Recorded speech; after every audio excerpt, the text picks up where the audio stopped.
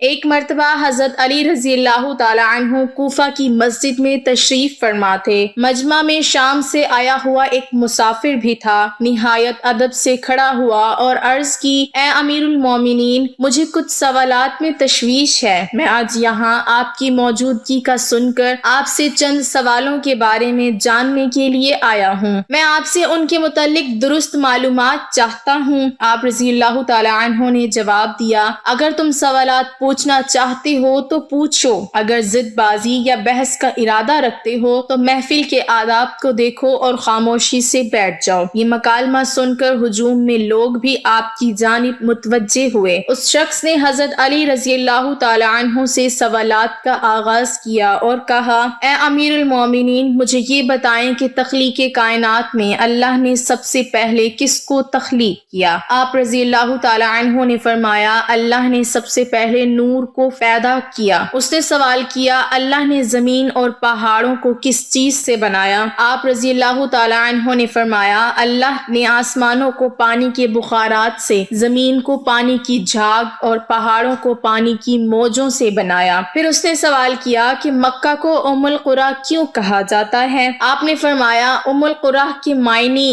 ہر ترتیب کی ماں، کیونکہ زمین کی ہر چیز اس کے نیچے سے بچھائی گئی، اسی لیے عرب کے شہر مکہ جہاں بیت اللہ شریف ہے اسے ام القریٰ کہا جاتا ہے۔ اس آدمی نے اگلا سوال کیا، زمین کے اوپر کے آسمان کو کس چیز سے پیدا کیا گیا؟ آپ نے جواب دیا، رکی ہوئی فوج سے۔ پھر اس نے عرض کی، اے امیر المومنین، سورج اور چاند کا طول و عرض کتنا ہے؟ آپ نے جواب دیا، 900 فرسخ ضرب 900 فرسخ۔ فرسخ فارسی زبان کا لفظ ہے، ایک فرسخ میں 10 کلومیٹر لمبائی گنی جاتی ہے۔ اس نے اگلا سوال کیا، ستارے کا طول و عرض کتنا ہے؟ آپ نے جواب دیا، 12 فرسخ ضرب 12 فرسخ۔ اس اجنبی نے نہایت ادب سے درخواست کی کہ اے امیر المومنین، جیسا کہ قرآن میں 7 آسمانوں کا ذکر آیا ہے، آپ ہمیں ان 7 آسمانوں کے نام اور ان کے رنگ بیان کر دیجئے۔ آپ رضی اللہ تعالی عنہ نے فرمایا، جو آسمان زمین کے اوپر ہے اس کا نام رفیع ہے اور وہ پانی، بخارات اور دھول سے بنا ہوا ہے۔ دوسرے آسمان کا نام کیزوم ہے اور اس کا رنگ تانبے جیسا ہے۔ تیسرے کا نام مودون ہے اور اس میں ملے جلے رنگ ہیں۔ چوتھے آسمان کا نام ارفلون ہے اور اس کی رنگت چاندنی جیسی ہے۔ پانچویں آسمان کا نام ہیون ہے اور اس کی رنگت سونے جیسی ہے۔ چھٹے آسمان کا نام عروس ہے اور وہ سبز یاقوت کا بنا ہوا ہے۔ ساتویں آسمان کا نام اجمع ہے اور یہ سفید موتیوں سے بنا ہوا ہے۔ اس آدمی نے اگلا سوال کیا، اے علی، آپ مجھے یہ بتائیں، بیل وہ واحد جانور ہے جس نے آسمان کی طرف اپنا سر نہیں اٹھایا، ایسا کیوں ہے؟ آپ رضی اللہ تعالی عنہ نے جواب دیا، جب سے قوم بنی اسرائیل نے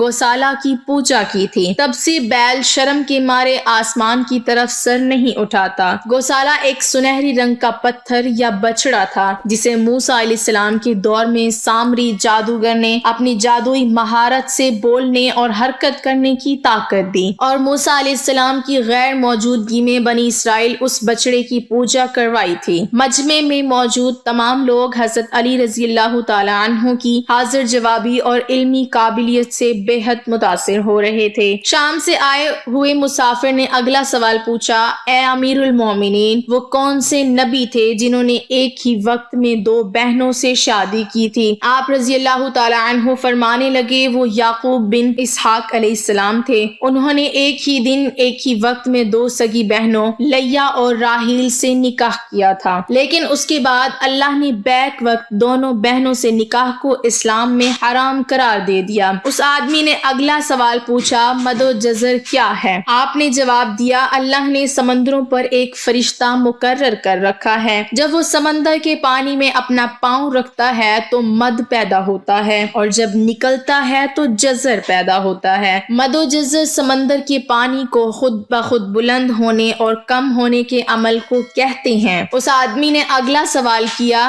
یہ بتائیں کہ جنات کا باپ کون ہے اور اللہ نے جنات کی طرف کس نبی کو مبعوث کیا تھا؟ حضرت علی رضی اللہ تعالی عنہ نے فرمایا، جنات کے جد اعلیٰ کا نام شمان ہے اور اسے اللہ نے آگ کے شعلے سے پیدا کیا تھا، اور اللہ نے جنات کی طرف ایک نبی کو مبعوث فرمایا فرمایا تھا جس کا اسم گرامی یوسف تھا، جنہوں نے جنات کو اللہ پاک کی عبادت کی دعوت دی لیکن انہوں نے اسی نبی کو قتل کر دیا۔ اس شخص نے دوبارہ دریافت کیا ابلیس کا آسمانوں میں کیا نام تھا؟ حضرت علی رضی اللہ تعالی عنہ نے جواب دیا حارث۔ پھر اس نے پوچھا کہ آدم علیہ السلام کا نام آدم کیوں رکھا گیا اور انہوں نے کتنی عمر پائی؟ آپ رضی اللہ تعالی عنہ نے فرمایا کیونکہ وہ عدیم ارض یعنی نایاب زمین کی کھال سے بنائے گئے تھے، اسی لیے ان کا نام آدم رکھا اور 900 سال عمر پائی۔ اس نے سوال کیا میراث میں مرد کے 2 جبکہ عورت کا 1 حصہ رکھا گیا ہے، جبکہ اسلام تو مساوات کا حکم دیتا ہے۔ آپ رضی اللہ تعالی عنہ فرمانے لگے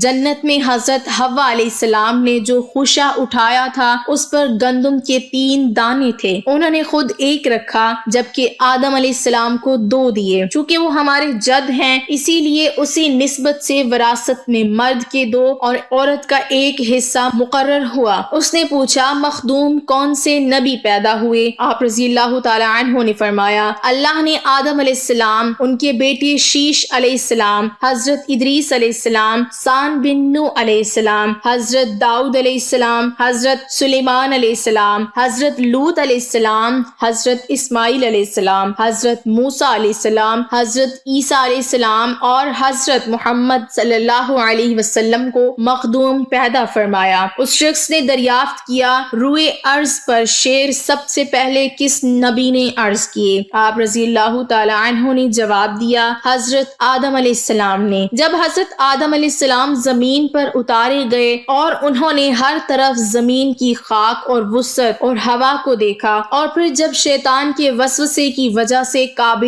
نے حابیل کو قتل کیا تو آدم علیہ السلام نے شدید غم میں یہ اشعار کہے جن کا ترجمہ ہے اور ان کے رہنے والے بدل گئے اور زمین کا چہرہ خراب اور گرد آلود ہو چکا ہے، رنگ و ذائقہ رکھنے والی چیز بدل گئی اور خوبصورت چہرے کی بشاشت ماند پڑ گئی۔ میں اپنے طور و حیات کو باعث غم سمجھتا ہوں اور کیا زندگی کے خاتمے کی وجہ سے مجھے چین مل سکے گا؟ میں آنسو آخر کیوں نہ بہاؤں کیونکہ حابیل قبر میں دفن ہو چکا اور قابیل نے اپنے بھائی کو قتل کر دیا۔ ہائے غم و حسرت، سانولا سلونا بیٹا گم ہو گیا۔ یہ بات سن کر سبھی حاضرین خاموش ہو گئے۔ پھر وہ شام کا شخص پھر بولا امیر المومنین حضرت آدم علیہ السلام جنت سے نکالے جانے کے غم میں کتنا عرصہ روئے؟ آپ رضی اللہ تعالی عنہ نے فرمایا آپ 100 سال تک روتے رہے۔ شامی شخص نے پھر سوال کیا کفر کی ابتدا کس نے کی اور پہلا کفر کس نے کیا؟ آپ رضی اللہ تعالی عنہ نے جواب دیا کفر کی ابتدا ابلیس سے ہوئی اور وہی کائنات کا پہلا کافر ہے۔ اور پھر اس شخص نے آخری سوال کیا حضرت نوح علیہ السلام کا اصل نام کیا تھا اور ان کی کشتی کا طول و عرض کتنا تھا؟ آپ رضی اللہ تعالی عنہ نے جواب دیا نوح علیہ السلام کا اصل نام سکن تھا۔ انہیں نوح علیہ السلام کہنے کا سبب یہ تھا کہ انہوں نے 950 برس تک قوم پر نوحہ کیا تھا۔ ان کی کشتی کا طول 800 ہاتھ اور عرض 500 ہاتھ اور سطح زمین سے اس کی بلندی 80 ہاتھ تھی۔